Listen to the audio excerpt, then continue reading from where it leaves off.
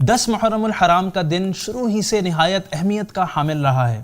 اس دن کی خصوصیت واقعہ کربلا سے پہلے بھی تاریخ میں موجود تھی۔ یہ دن بڑا ہی بابرکت اور فضیلتوں والا ہے۔ دنیا کی تاریخ کے بڑے اہم واقعات اسی دن پیش آئے ہیں۔ مثلا حضرت آدم علیہ السلام کی توبہ اسی دن قبول ہوئی، فرعون اسی دن غرق ہوا، حضرت نوح علیہ السلام کی کشتی اسی دن جودی پہاڑ پر رکی، اور قیامت بھی 10 محرم الحرام ہی کو واقع ہوگی۔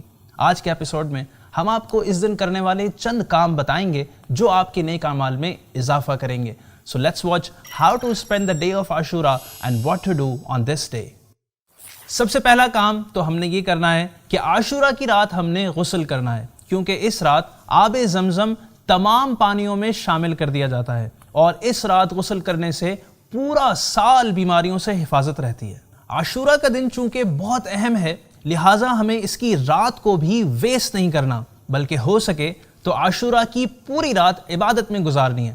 اور اگر آپ چاہیں تو عاشورہ کی رات میں آپ 4 نفل اس طرح بھی ادا کر سکتے ہیں کہ ہر رکعت میں سورہ فاتحہ کے بعد آیت الکرسی 1 بار اور سورہ اخلاص یعنی قل هو اللہ احد 3 بار پڑھیے، پھر نماز سے فارغ ہو کر 100 مرتبہ سورہ اخلاص یعنی قل هو اللہ احد پڑھیے۔ انشاءاللہ جو یہ عمل کرے گا اس کی برکت سے گناہوں سے پاک ہوگا اور اسے جنت میں کاؤنٹلیس نعمتیں ملیں گی۔ تیسرا اہم کام عاشورہ کے دن روزہ رکھنا ہے، کیونکہ عاشورہ کا روزہ بہت اہم ہے۔ نبی کریم صلی اللہ علیہ وآلہ وسلم نے رمضان المبارک کے بعد عاشورہ کے روزے کو سب سے افضل فرمایا ہے، اور یہ بھی فرمایا کہ عاشورہ کا روزہ 1 سال قبل کے گناہ مٹا دیتا ہے۔ لیکن ہو سکے تو صرف عاشورہ کا روزہ نہ رکھیں، بلکہ 9 یا پھر 11 کا ساتھ ملا کر رکھنا چاہیے۔ نمبر 4، اسی طرح عاشورہ کے دن آنکھوں میں سرما بھی لگانا چاہیے، کیونکہ حدیث پاک کے مطابق جو شخص عاشورہ کے دن اسمد سرما آنکھوں میں لگائے تو اس کی آنکھیں کبھی بھی نہ دکھیں گی۔ 10 محرم کے دن خوب سے خوب صدقہ کیجئے کہ صدقہ بلاؤں کو ٹالتا ہے، عمر بڑھاتا ہے اور رزق میں اضافے کا سبب ہے۔ 10ویں محرم یعنی عاشورہ کے دن گھر والوں کے لیے خوب اچھے کھانے پکائے تو انشاءاللہ عز و جل سال بھر تک گھر میں برکت رہے گی، اور بہتر ہے کہ کھچڑا پکا کر امام عالی مقام سیدنا امام حسین رضی اللہ تعالیٰ عنہ کو فاتحہ بھی کریں۔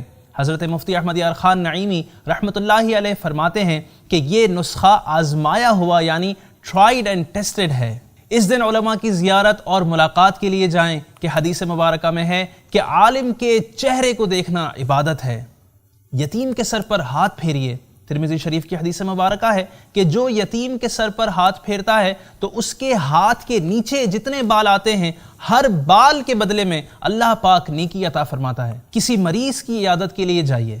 پیارے آقا صلی اللہ علیہ وآلہ وسلم نے فرمایا، جو مسلمان کسی مسلمان کی صبح کے وقت عیادت کرتا ہے تو شام تک 70,000 فرشتے اس کے لیے دعائے خیر کرتے رہتے ہیں۔